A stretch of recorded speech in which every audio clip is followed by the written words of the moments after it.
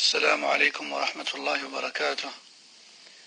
إن الحمد لله نحمده ونستعينه ونستغفره ونعوذ بالله من شرور أنفسنا ومن سيئات أعمالنا، من يهده الله فلا مضل له ومن يضلل فلا هادي له، وأشهد أن لا إله إلا الله وحده لا شريك له، وأشهد أن محمدا عبده ورسوله صلى الله عليه وعلى آله وسلم. يا أيها الذين آمنوا اتقوا الله حق تقاته ولا تموتن إلا وأنتم مسلمون. يا أيها الناس اتقوا ربكم الذي خلقكم من نفس واحدة وخلق منها زوجها وبث منهما رجالا كثيرا ونساء، واتقوا الله الذي تساءلون به والأرحام إن الله كان عليكم رقيبا. يا أيها الذين آمنوا اتقوا الله وقولوا قولا سديدا يصلح لكم أعمالكم ويغفر لكم ذنوبكم، ومن يطع الله ورسوله فقد فاز فوزا عظيما. أما بعد، فإن أصدق الحديث كتاب الله، وخير الهدي هدي محمد صلى الله عليه وسلم، وشر الأمور محدثاتها، وكل محدثة بدعة، وكل بدعة ضلالة، وكل ضلالة في النار. أما بعد، الموضوع كما سمعتم أيها المسلمون والمسلمات أثر العبادات في حياة المسلم. أثر العبادات في حياة المسلم للشيخ عبد الرزاق.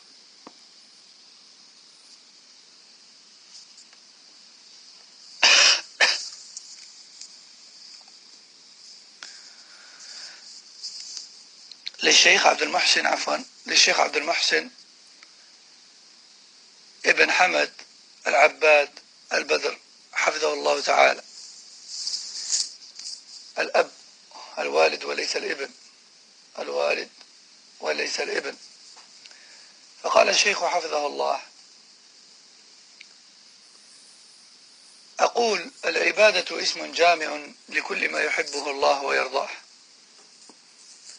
اسم جامع لكل ما يحبه الله ويرضاه من الأقوال والأعمال الظاهرة والباطنة، وهذا هو أحسن ما قيل في تعريف العبادة. وهذا أحسن ما قيل في تعريف العبادة. وللعبادة أهمية عظمى، وذلك أن الله عز وجل خلق الخلق وأرسل الرسل وأنزل الكتب للأمر بعبادته والنهي عن عبادة غيره. فقال سبحانه وتعالى: وما خلقت الجن والإنس إلا ليعبدون، أي خلقهم الله عز وجل لأمرهم بعبادته ونهيهم عن معصيته. وقال سبحانه وتعالى: ولقد بعثنا في كل أمة رسولا أن اعبدوا الله واجتنبوا الطاغوت. وقال سبحانه: وما أرسلنا من قبلك من رسول إلا نوحي إليه أنه لا إله إلا أنا فاعبدون. Le sujet que nous allons entamer aujourd'hui, Inch'Allah, et ce pour quelques jours, c'est les effets des actes d'adoration sur la vie du musulman et de la musulmane, de Cheikh Abdel Mohsen ibn Hamad al-Abbad al-Badr hafidhahullah ta'ala. Le Cheikh nous dit tout d'abord: l'adoration, c'est l'ensemble de tout ce qu'Allah aime et agrée parmi les paroles et les actes, que ceux-ci soient apparents ou cachés. Que ceux-ci soient apparents ou cachés. C'est-à-dire des paroles et des actes du cœur et des membres, mais également que ce soit les paroles et les actes du cœur ou des membres. Du cœur ou des membres. Ceci est la meilleure définition qui a été donnée à la ibada. Et l'adoration, la ibada, a une importance majeure dans la vie de l'être humain. L'adoration d'Allah tabaraka wa ta'ala a une importance majeure dans la vie de l'être humain. Pourquoi? Car Allah tabaraka wa ta'ala l'a créé dans ce but et uniquement dans ce but-là. Allah Jalla wa Ala dit dans le Coran, Surat al-Dhariyat, les vents qui éparpillent, verset 56, ce qui a pour sens, je n'ai créé les djinns et les humains que pour qu'ils m'adorent. Dit autrement, les Sahaba ont dit, ce verset veut dire qu'Allah Jalla wa Ala ne nous a créés que pour nous donner des ordres et interdictions. Que pour nous donner des ordres et interdictions. Il dit également Jalla wa Ala dans un autre verset, ce qui a pour sens, nous avons effectivement envoyé dans chaque peuple un messager, afin de leur dire adorez Allah et écartez-vous des fausses divinités. Tout comme il dit aussi dans un autre verset, et nous n'avons envoyé avant toi, ô Mohammed, de messager, sans lui révéler que nul ne mérite d'être adoré sauf moi, adorez-moi donc. والعبادة أنواع كثيرة منها الخوف والرجاء والتوكل والرغبة والرهبة والإنابة والاستعانة والاستغاثة والذبح والنذر وغير ذلك من أنواع العبادة. ومن العبادات أركان الإسلام، وهي التي اشتمل عليها حديث جبريل المشهور، حيث سأل النبي صلى الله عليه وسلم عن الإسلام فقال الإسلام أن تشهد أن لا إله إلا الله وأن محمد رسول الله وتقيم الصلاة وتؤتي الزكاة وتصوم رمضان وتحج البيت إن استطعت إليه سبيلا. أخرجه مسلم في صحيحه من حديث عبد الله من حديث عمر رضي الله عنه، وهو أول حديث في صحيح مسلم من كتاب الإيمان، من كتاب الإيمان. Et l'adoration est de plusieurs types. Parmi les exemples d'adoration qu'Allah aime et agrée, il y a la peur, l'espoir, la peur de lui, qui est la plus grande peur que l'on peut ressentir, l'espoir le plus grand que l'on peut avoir, c'est-à-dire l'espoir en Allah, at-tawakkul, la plus grande confiance que l'on peut placer, à savoir celle placée en Allah, tabaraka wa ta'ala, ar-raghba, qui est le fait d'espérer acquérir ce qu'il y a comme récompense auprès d'Allah, ar-rahba, qui est le fait de redouter le châtiment qui attend les désobéissants auprès d'Allah, al-inaba, qui est le retour et le repentir sincère vers Allah, al-isti'ana, qui est l'aide recherchée auprès d'Allah, al-istighatha, qui est l'imploration du secours auprès d'Allah. Aussi, on peut citer parmi les exemples l'immolation et le sacrifice, ou encore les promesses d'actes d'adoration, que l'on appelle les vœux pieux. Et il y a bien sûr d'autres exemples d'adoration qu'Allah tabaraka wa ta'ala aime et agrée, et que l'on ne peut accomplir que pour lui seul, Jalla wa ala. طيب. ومن العبادات, donc Cheikh nous dit, et parmi les actes d'adoration, il y a bien sûr les piliers de l'islam. Les 5 piliers de l'islam font partie des adorations et ce sont même les adorations les plus importantes, ce qui leur a donné donc le statut des piliers de l'islam, c'est-à-dire ce sur quoi repose la religion de l'islam. Et ces 5 piliers, qui sont ces 5 adorations les plus importantes, ont été énumérés dans le hadith Jibril. Pourquoi il est surnommé hadith Jibril?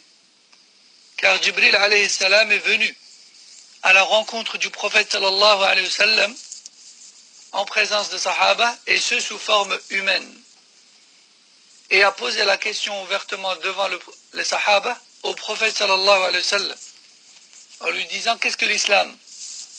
Et le prophète sallallahu alayhi wa sallam a répondu: l'islam, c'est que tu attestes qu'il n'y a de divinité en droit d'être adoré sauf Allah, et que Mohammed est son messager, que tu accomplisses la prière, que tu t'acquittes de la zakat, que tu jeûnes le mois de Ramadan, et que tu accomplisses le pèlerinage à la maison sacrée d'Allah si tu en as les capacités. Rapporté par Muslim dans son authentique, d'après Omar radallahu anhu. وجاءت في حديث عبد الله بن عمر رضي الله عنهما حيث قال عليه الصلاة والسلام: بني الإسلام على 5: شهادة أن لا إله إلا الله وأن محمد رسول الله وإقام الصلاة وإيتاء الزكاة وحج البيت وصوم رمضان.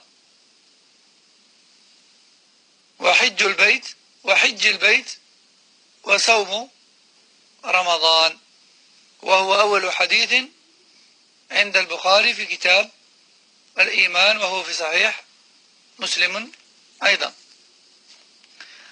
Aussi, ce même hadith a été rapporté par son fils aussi, Abdullah ibn Umar,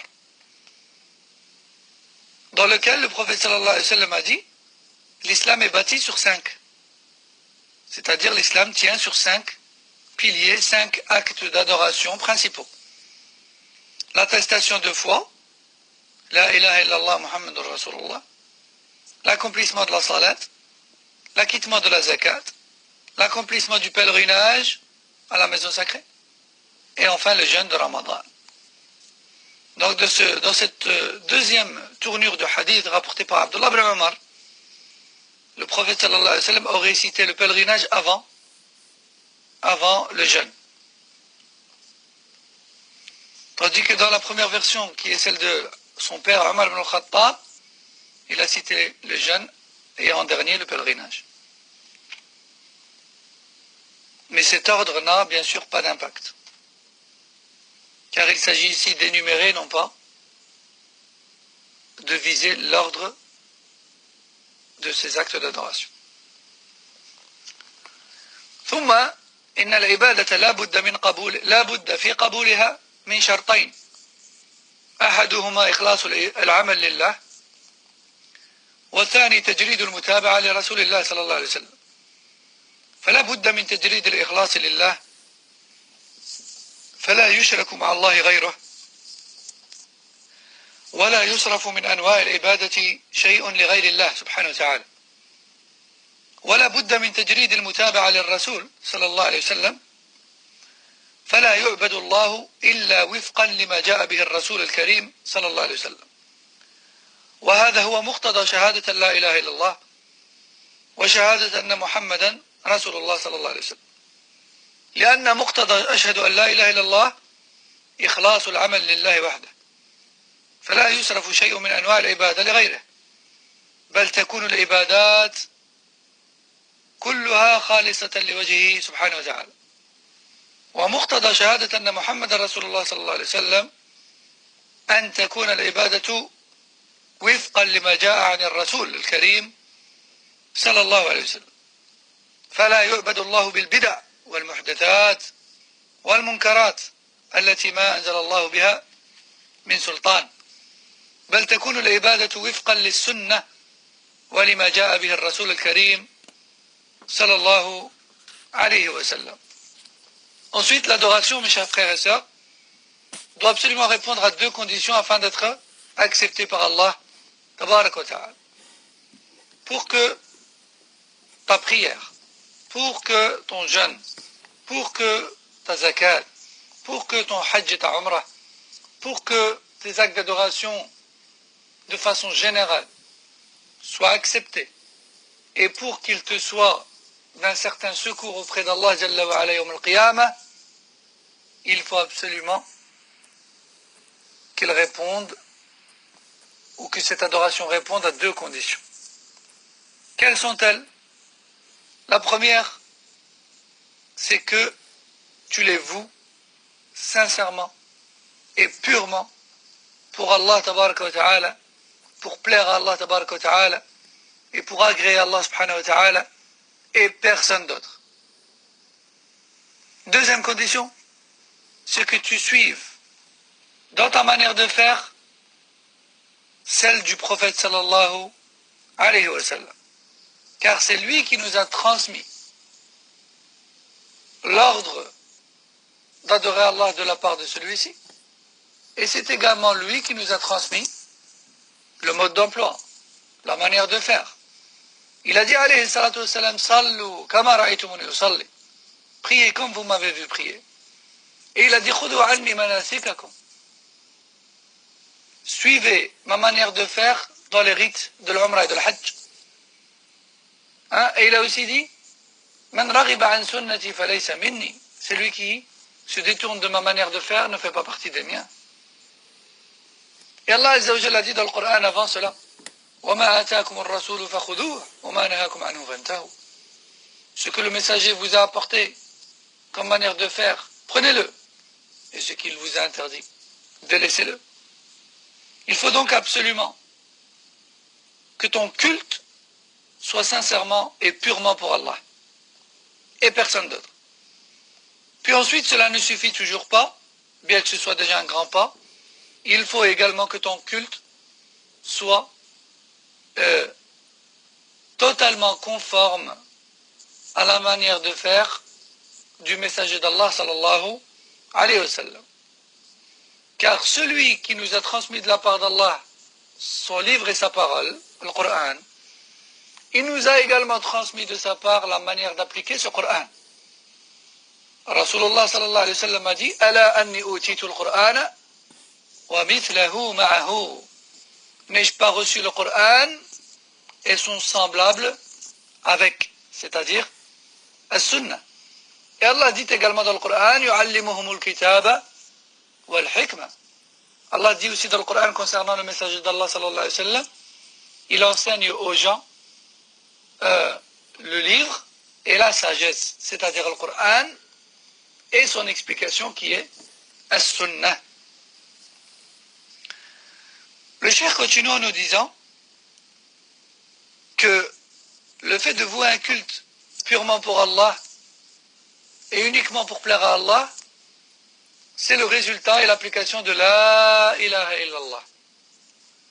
Et le fait de suivre en cela la manière de faire du messager d'Allah sallallahu alayhi wa sallam, c'est le résultat et la mise en application de Muhammadur Rasulullah.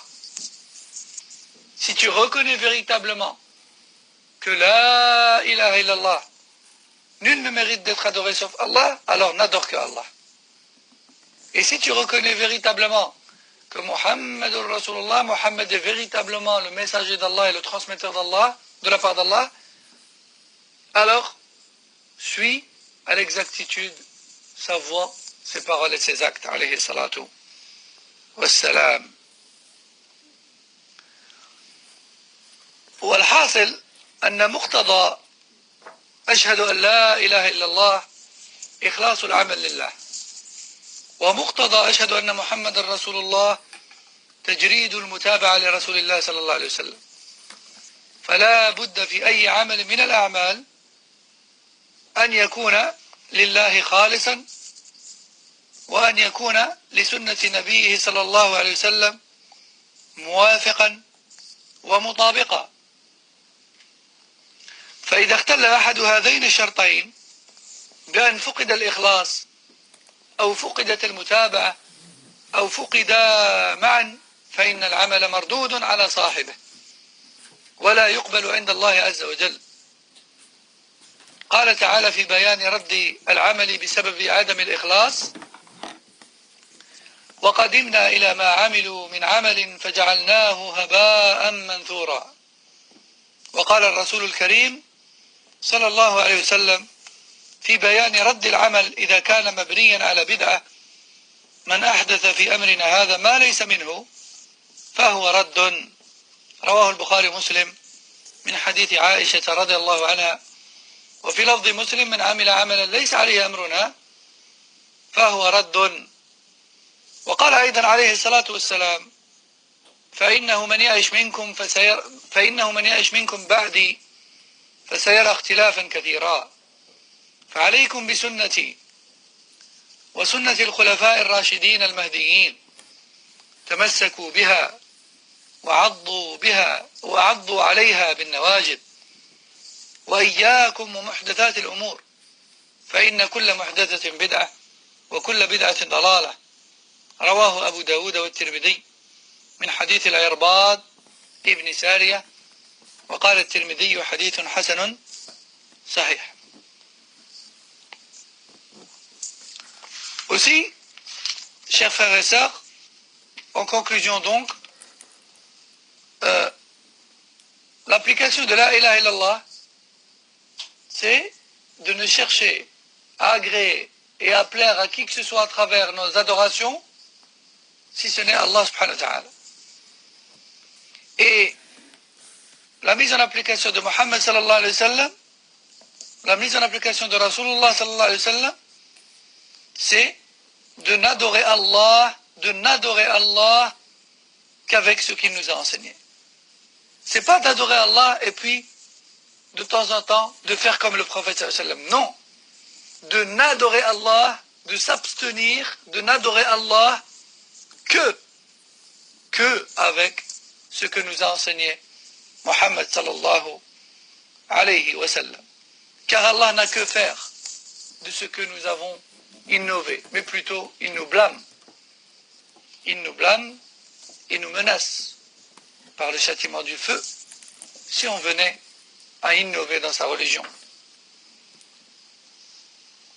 Le prophète sallallahu alayhi wa sallam nous dit: toute innovation et tout égarement est voué au feu. Allah Jalla wa Ala dit dans le Coran concernant le culte qui n'est pas voué uniquement pour sa face. Il dit Jalla wa Ala, ce qui a pour sens: ce jour-là, nous présenterons les actes de culte de ceux qui n'étaient pas purement et sincèrement pour Allah, et on les réduira en poussière. Et on les réduira en poussière. Et le prophète sallallahu alayhi wa sallam nous dit concernant celui qui ne suit pas sa manière de faire, celui qui innove quoi que ce soit dans notre religion, se verra refuser son acte d'adoration. Rapporté par le Bukhari et Muslim. Donc concernant la menace de celui qui n'est pas sincère envers Allah, Allah dit: on réduira ses actions en poussière.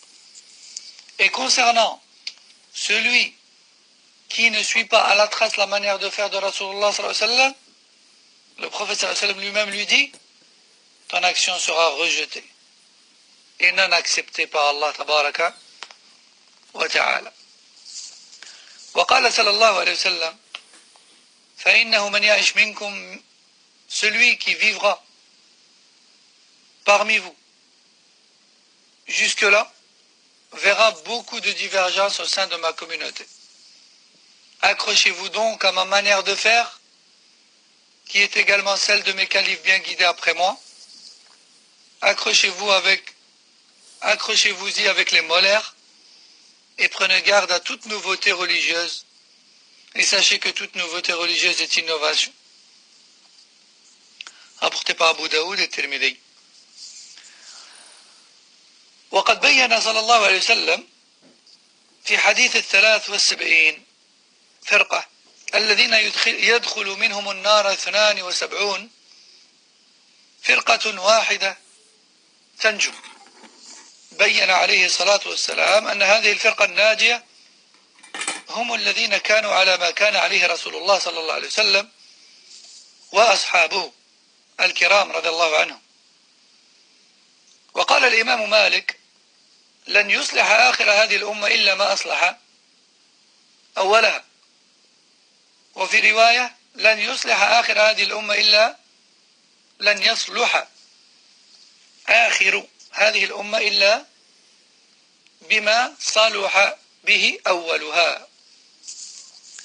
وقال رحمه الله: من ابتدع في الإسلام بدعة يراها حسنة فقد زعم أن محمدا صلى الله عليه وسلم قد خان الرسالة، قد خان الرسالة، لأن الله يقول: اليوم أكملت لكم دينكم وأتممت عليكم نعمتي، فما لم يكن يومئذ دينا فلا يكون اليوم دينا. Le prophète sallallahu alayhi wa sallam nous a également informé que notre communauté, qui est la communauté musulmane, se divisera petit à petit à travers le temps en 73 groupes majeurs, ou en 73 principaux groupes. Et tous seront menacés par le feu de l'enfer et le mériteront à cause de leur division, de leur égarement et de leur sortie de route, en contredisant ainsi la manière de faire du prophète sallallahu alayhi wa sallam et ses compagnons. Et il nous informait que un seul de ces 73 groupes est épargné de cette menace. Et il nous a informé alayhi salatu salam que ce seul groupe, ce sont les gens, ce sont les musulmans qui suivent à la trace, sans exception, toutes les croyances et les paroles et les actes de Muhammad sallallahu alayhi wa sallam et ses compagnons. Je répète, ce sont ceux qui suivent à la trace et sans aucune contradiction toutes les croyances et les paroles et les actes de Muhammad sallallahu alayhi wa sallam et ses compagnons. L'imam Malik rahimahullah a dit: ne réformera les derniers de cette communauté que ce qui a réformé les premiers de celle-ci. C'est-à-dire qu'on ne peut aujourd'hui être vertueux, pieux et agréé et accepté auprès d'Allah que si l'on n'a pour croyance et culte ce qu'avaient les premiers pour croyance et culte.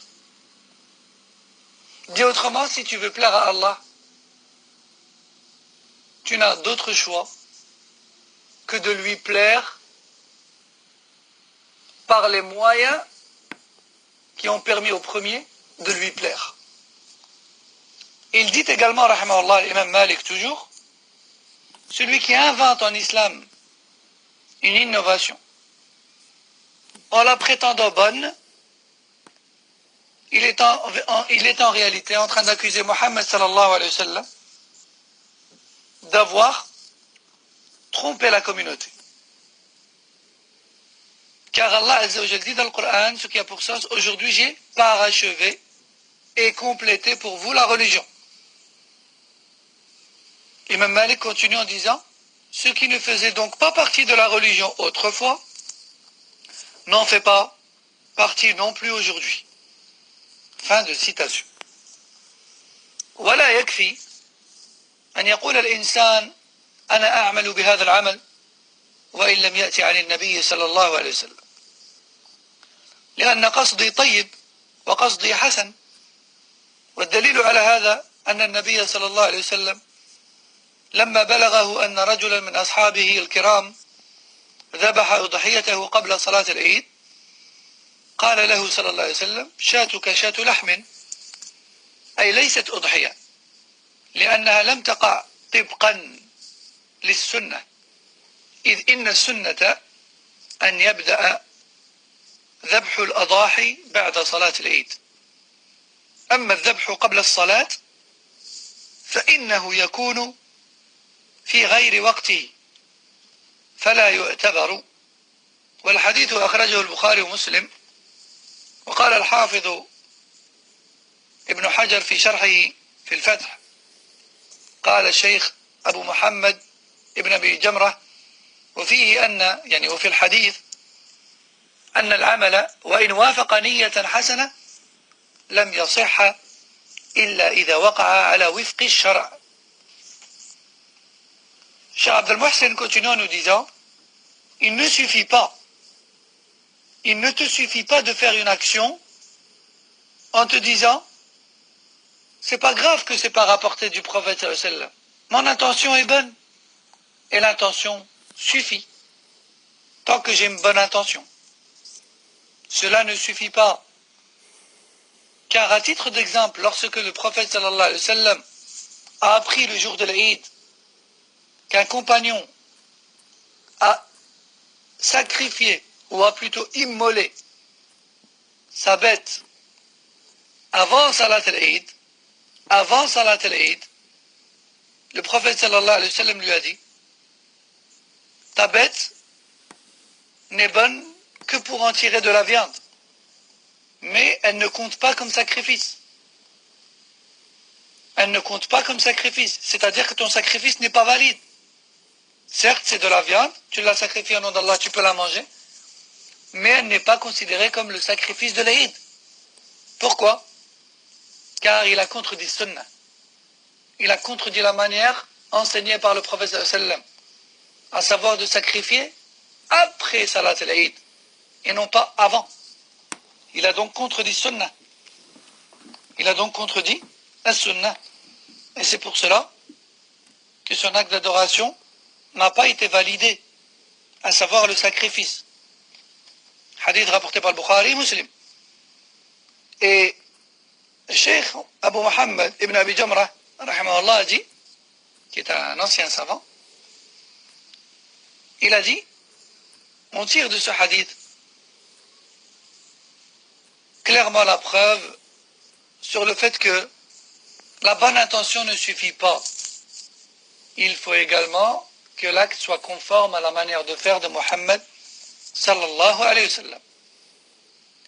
ومما يوضح ذلك أيضا أن عبد الله ابن مسعود رضي الله عنه صاحب الرسول صلى الله عليه وسلم جاء إلى أناس وقد تحلقوا في المسجد ومع كل واحد منهم عدد من الحصى وفيهم رجل يقول سبحوا 100 هللوا 100 كبروا 100 فيعدون بالحصى حتى يأتوا بهذا الذكر يعدونه بذلك الحصى.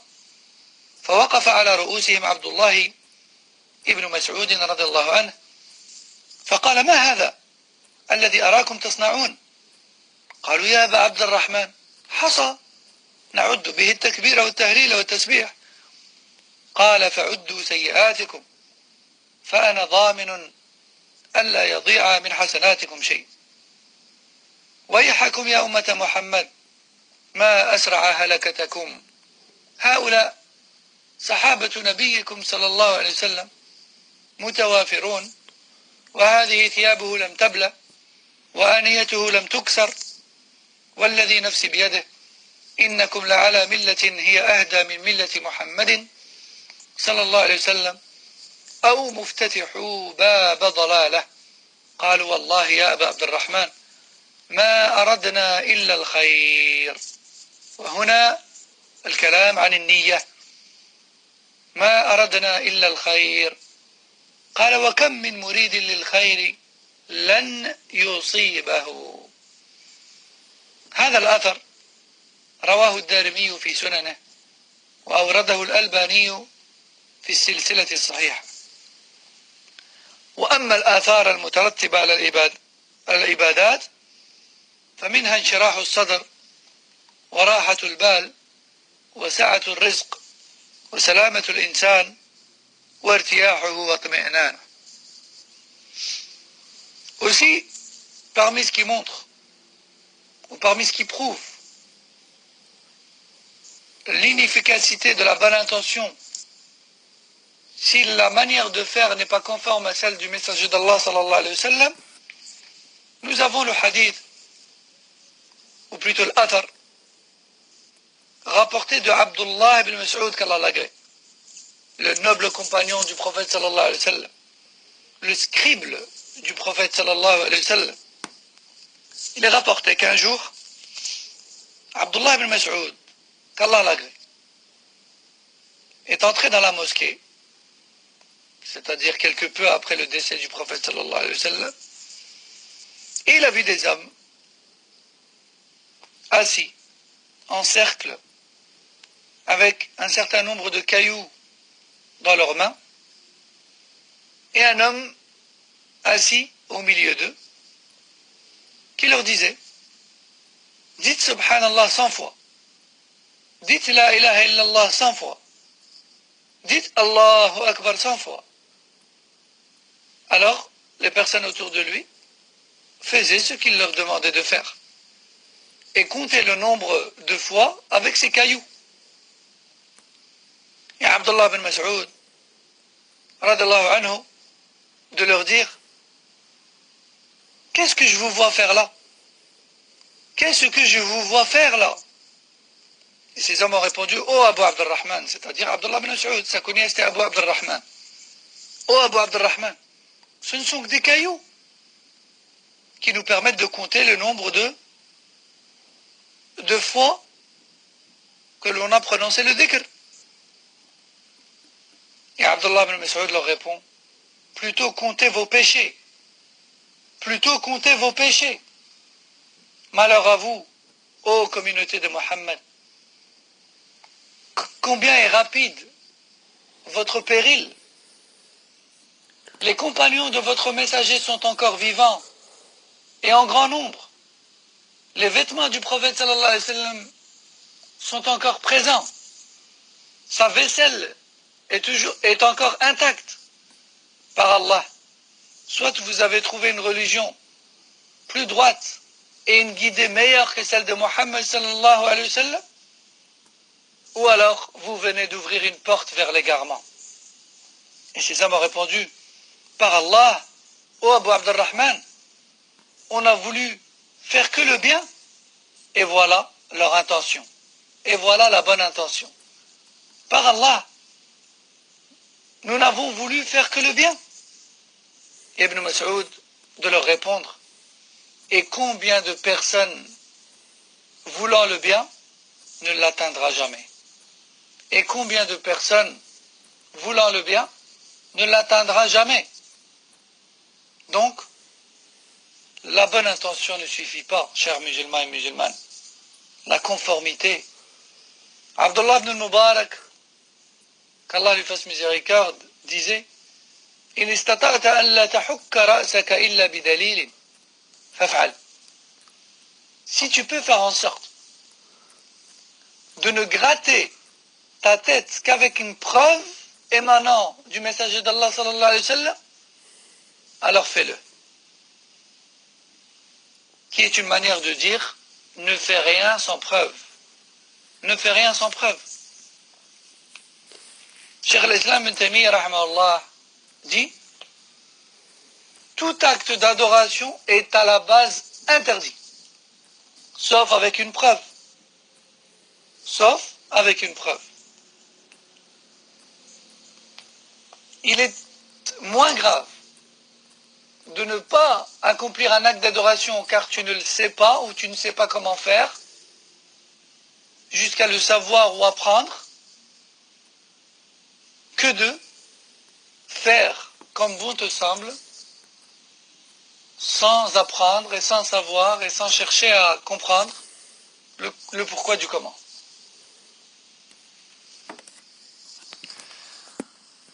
Ensuite, Cheikh Abdel Mahsen nous dit: وأما الآثار المترتبة على العبادات فمنها انشراح الصدر وراحة البال وسعة الرزق وسلامة الإنسان وارتياحه واطمئنانه. وقد جاء في القرآن آيات كثيرة وفي السنة النبوية أحاديث عديدة تدل على تلك الآثار وعلى أن التقوى تقوى الله عز وجل والأعمال الصالحة يترتب عليها سعادة الدنيا وسعادة الآخرة. Quant aux effets de l'adoration sur notre vie, eh bien, ils sont très nombreux. Mais on peut citer à titre d'exemple la largesse de la poitrine. Ce qui signifie plus concrètement le bien-être intérieur. Le bien-être intérieur. Warahatul bal et l'apaisement de l'esprit. Wasa'atul rizq et la largesse des biens et de la subsistance. Wasalamatul insan wartiyahuhu watmi'nana.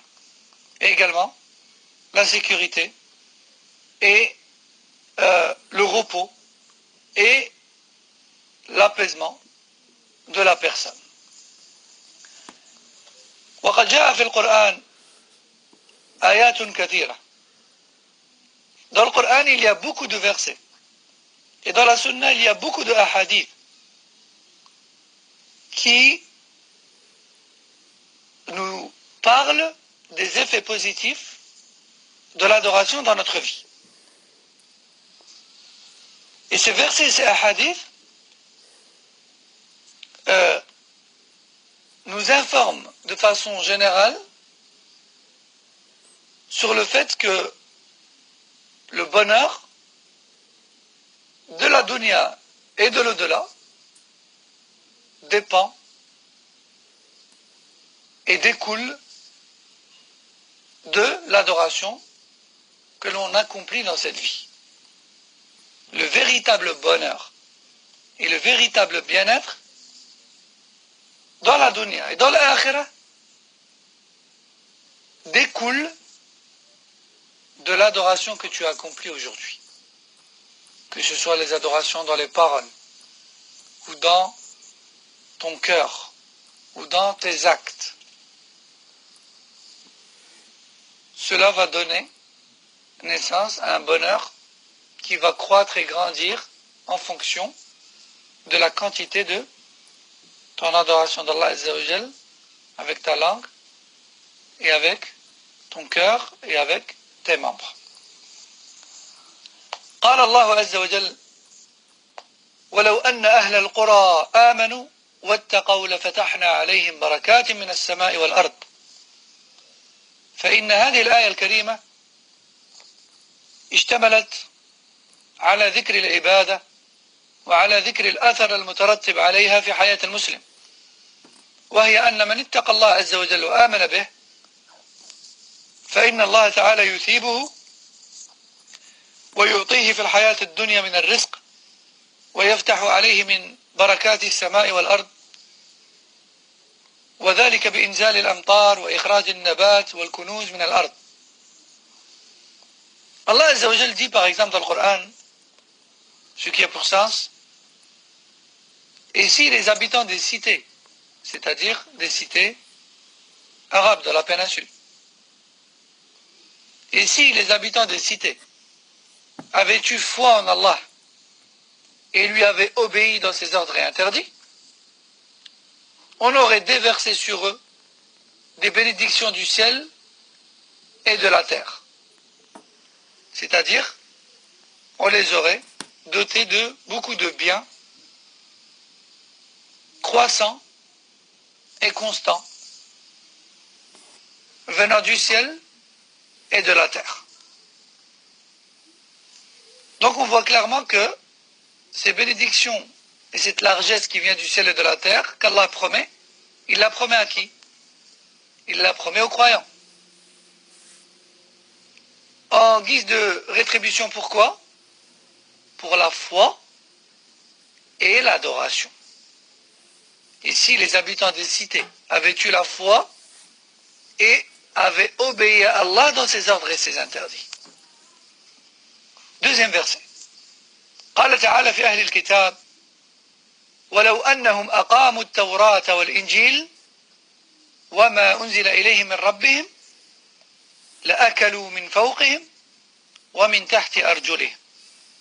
فإن هذه الآية الكريمة هي مثل تلك الآية السابقة، لأكلوا من فوقهم ومن تحت أرجلهم، يعني من الأرزاق التي ينزلها الله عز وجل إليهم من السماء بسبب المطر، وكذلك من تحت أرجلهم مما ينبته الله عز وجل في الأرض من النبات والزروع، وكذلك مما يخرجه الله عز وجل من الكنوز، وما ذكره الله في هاتين الآيتين عن أهل القرى وأهل الكتاب هو من الثواب الدنيوي على الإيمان والتقوى. وأما الثواب الأخروي للمؤمنين المتقين فقد ذكره الله تعالى في قوله: ولو أن أهل الكتاب آمنوا واتقوا لكفرنا عنهم سيئاتهم ولأدخلناهم جنات النعيم. وقال عز وجل: يا أيها الذين آمنوا اتقوا الله وقولوا قولا سديدا. وهذه عبادة. ثم ذكر الأثر المترتب عليها بقوله: يصلح لكم أعمالكم ويغفر لكم ذنوبكم ومن يطع الله ورسوله فقد فاز فوزا عظيما. فإن إصلاح الأعمال ومغفرة الذنوب في الآخرة من الآثار المترتبة على العبادة، فقد اشتملت هذه الآية الكريمة على ذكر آثار تترتب على العبادة في الدنيا والآخرة. ففي الدنيا إصلاح الأعمال والتوفيق والسداد، وأن يكون الإنسان يسير إلى الله على بصيرة، وفي الآخرة مغفرة الذنوب وتكفير السيئات. Dans un autre verset, Allah Jalla wa Ala parle des gens du livre, les chrétiens et les juifs, Ahl al-Kitab. Et il dit, subhanahu wa ta'ala, ce qui a pour sens: et si seulement ils avaient mis en application la Torah et l'Évangile comme il se doit, ainsi que tout ce qui leur a été révélé de la part de leur Seigneur de façon générale, ils auraient mangé, ou plutôt ils auraient reçu de la subsistance d'au-dessus d'eux et sous leurs pieds. Leur subsistance leur serait venue en masse du ciel et de la terre. Du ciel et de la terre. Du ciel, c'est-à-dire les pluies abondantes et bénéfiques, et de la terre, parmi ce qu'Allah Azza wa Jal fait pousser comme végétation et nourriture, et aussi parmi ce qui est contenu dans la terre comme richesse et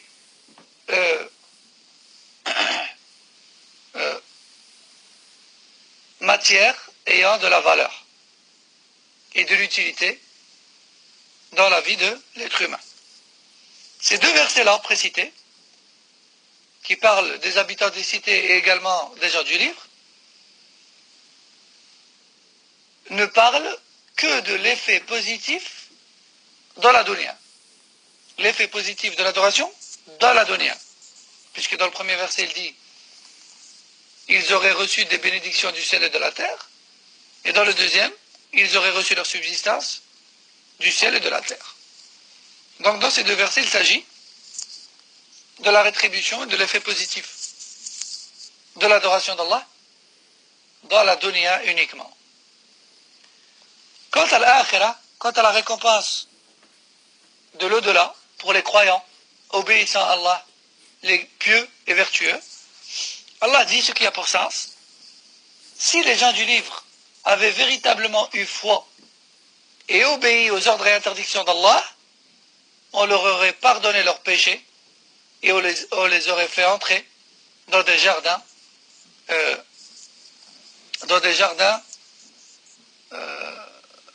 pleins de jouissance. Dans des jardins pleins de jouissance. Et dans un autre verset, Allah Jalla wa Ala dit, ce qui a pour sens: ô vous les croyants, craignez Allah et obéissez à ses ordres et interdits. Et dites, ou plutôt parlez, de façon convenable. Et parlez de façon convenable. Donc ça c'est l'adoration. La foi, l'obéissance et de parler correctement. C'est quoi le résultat de cette adoration? يُصْلِحْ لَكُمْ أَعْمَالَكُمْ. Il réformera vos actes. وَيَغْفِرْ لَكُمْ ذُنُوبَكُمْ. Et vous pardonnera vos péchés. Et quiconque obéit à Allah et son messager décrochera une grande réussite. C'est-à-dire dans l'au-delà.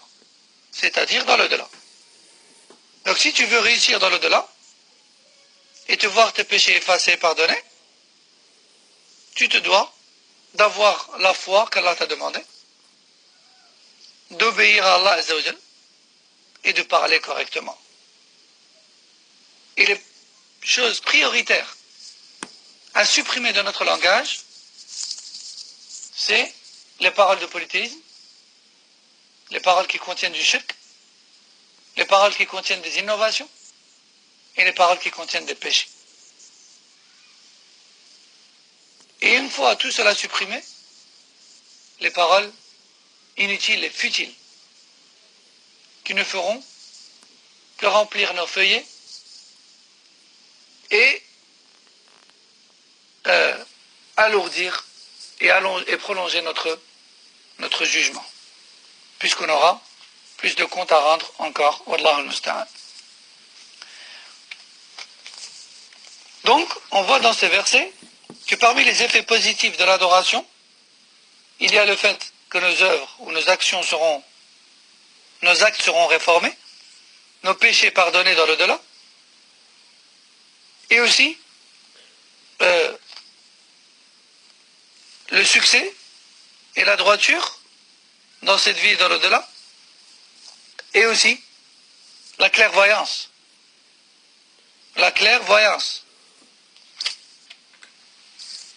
Dans cette vie et le pardon des péchés.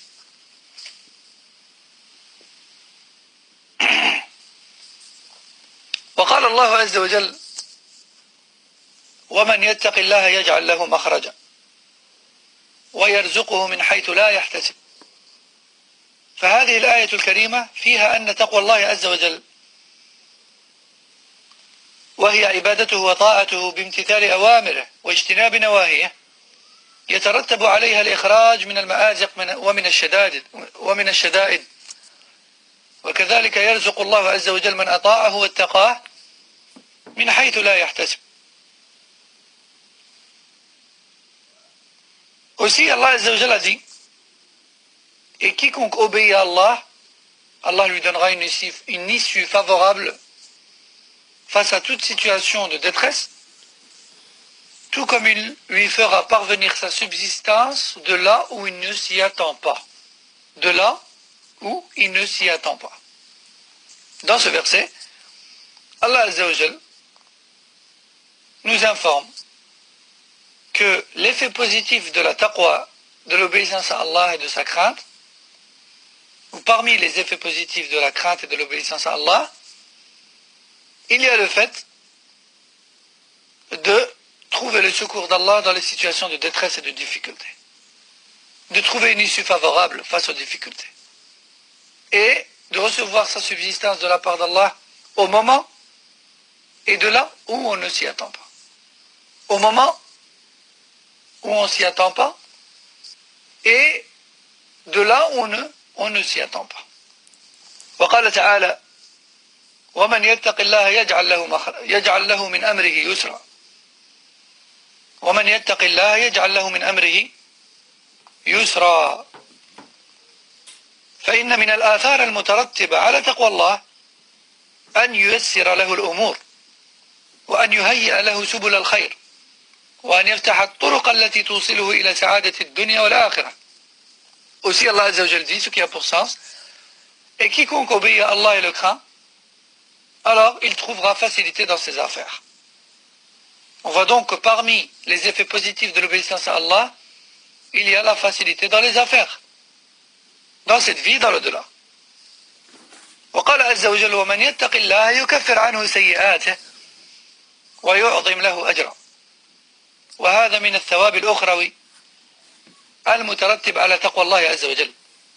Aussi, Allah Jalla wa Ala dit dans le Coran, ce qui a pour sens, et quiconque craint Allah et lui obéit, se verra effacer ses péchés et agrandit sa récompense auprès d'Allah. On voit donc que parmi les effets positifs de l'adoration, de l'obéissance à Allah, dans cette vie, il y a la grande récompense qui l'attend dans l'au-delà. وقال عز وجل يا أيها الذين آمنوا إن تتقوا الله يجعل لكم فرقانا ويكفر عنكم سيئاتكم ويغفر لكم والله ذو الفضل العظيم. فهذه الآية تدل على أن من اتقى الله وعمل بطاعته وطاعة رسوله صلى الله عليه وسلم يجعل له فرقانا يفرق به بين الحق والباطل ويسير إلى الله على بصيرة وعلى هدى، وهذا في الدنيا، وأما في الآخرة فيثيبه بتكفير السيئات ومغفرة الذنوب.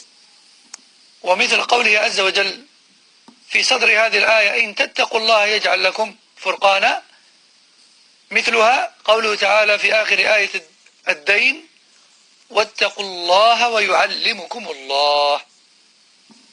فتقوى الله سبب ازدياد البصيرة والعلم الذي ينير الله لك به الطريق في الدنيا والآخرة.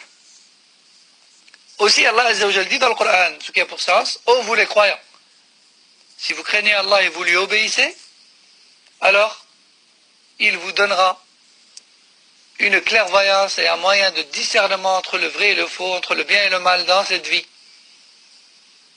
Et il vous illuminera votre chemin dans cette vie et dans l'au-delà. Et vous pardonnera vos péchés. Et Allah est celui qui donne les grands bienfaits. Et c'est Allah qui détient les grands bienfaits. Dans ce verset, Allah Jalla wa Ala nous informe que quiconque lui obéit comme il se doit se verra octroyer de la part d'Allah une clairvoyance qui lui permettra de discerner entre les bonnes et les mauvaises choses, même si elles passent inaperçues aux yeux des autres. Il lui donnera une clairvoyance qui lui permettra de discerner entre le vrai et le faux, même si ça passe inaperçu aux yeux des autres. Et plus tu adores Allah et tu le crains, et plus tu verras clair là où les gens voient sombre. Fi dunya wal akhirah. Dans cette vie et dans l'au-delà. Dans cette vie et dans l'au-delà. Dans cette vie, tu verras ton chemin illuminé par cette clairvoyance au milieu des ambiguïtés et des tentations et du mal qui remplit la dunya. Et dans l'au-delà, tu verras ton chemin sur le pont dressé sur l'enfer illuminé et facile à parcourir par la permission d'Allah tabaraka wa ta'ala.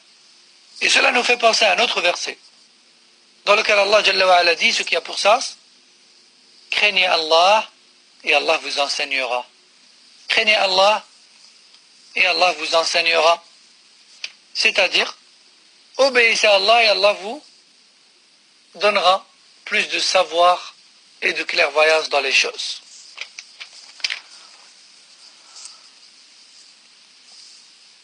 وقال الله تعالى فيما حكاه عن نوح وقومه فقلت استغفروا ربكم إنه كان غفارا يرسل السماء عليكم مدرارا ويمددكم بأموال وبنين ويجعل لكم جنات ويجعل لكم أنهارا. فإن هذه الأمور من الآثار المترتبة على العبادة، فالعبادة هنا هي الاستغفار، والآثار المترتبة عليها في هذه الآية هي أنه يرسل السماء عليهم مدرارا ويمددهم بالأموال والبنين ويجعل لهم جنات ويجعل لهم أنهارا. ومثل هذه الآية ما ذكره الله عن هود وقومه: ويا قوم استغفروا ربكم ثم توبوا إليه يرسل السماء عليكم مدرارا ويزدكم قوة إلى قوتكم. ومثلها قوله تعالى فيما ذكره عن نبينا محمد صلى الله عليه وسلم وقومه: وأن استغفروا ربكم ثم توبوا إليه يمتعكم متاعا حسنا إلى أجل مسمى ويؤتي كل ذي فضل فضله. وإلى هنا نتوقف إن شاء الله في هذا أو في هذه الليلة. Aussi, la parole d'Allah tabaraka wa ta'ala, lorsqu'il nous raconte l'histoire de Nuh alayhi salam dans Surat Nuh, il nous dit que Nuh alayhi salam a dit à son peuple: demandez pardon à votre Seigneur, car il est pardonneur. Et en échange, Allah Jalla wa Ala fera descendre sur vous du ciel une pluie abondante et bénéfique. Il fera croître vos biens et vous donnera plus d'enfants. Il vous donnera des jardins et il vous donnera des jardins et des cours d'eau. Et toutes ces promesses sont le résultat de l'adoration. Et l'adoration en question ici, c'est al-istighfar, la demande de pardon. Donc à tous ceux qui ont besoin de subsistance, l'un des moyens les plus faciles et les plus nobles, c'est de multiplier l'istighfar. Car l'istighfar, comme cité dans ce verset, augmente la subsistance et la descendance. Également, ce qu'Allah Jalla wa Ala nous raconte concernant Hud alayhi salam avec son peuple, qui est le peuple de Ad, ce qui a pour sens, donc Hud a dit à son peuple: ô mon peuple, demandez pardon à votre Seigneur et repentez-vous sincèrement à lui, en échange de quoi il fera descendre sur vous du ciel une pluie abondante et bénéfique et vous donnera encore plus de force que celle que vous avez déjà. Et enfin, dernier verset pour ce soir, Inch'Allah, ce qu'Allah tabaraka wa ta'ala dit à son prophète Mohammed sallallahu alayhi wa sallam de dire à son peuple: demandez pardon à votre Seigneur, puis repentez-vous à lui. Il vous fera jouir de bienfaits positifs et agréables jusqu'à un temps déterminé. Et Allah donne ses bienfaits à qui il veut. Et Allah donne ses bienfaits à qui les mérite. Donc on va s'arrêter ici pour aujourd'hui, Inch'Allah. Et sachez qu'on a déjà atteint la moitié du livre. Alhamdulillah Rabbil Alamin. Subhanak Allahumma wa bihamdik. Ashhadu an la ilaha illa ant. Astaghfiruka wa atubu ilayk. وصلى الله وسلم على نبينا محمد وعلى آله وصحبه أجمعين. السلام عليكم ورحمة الله وبركاته.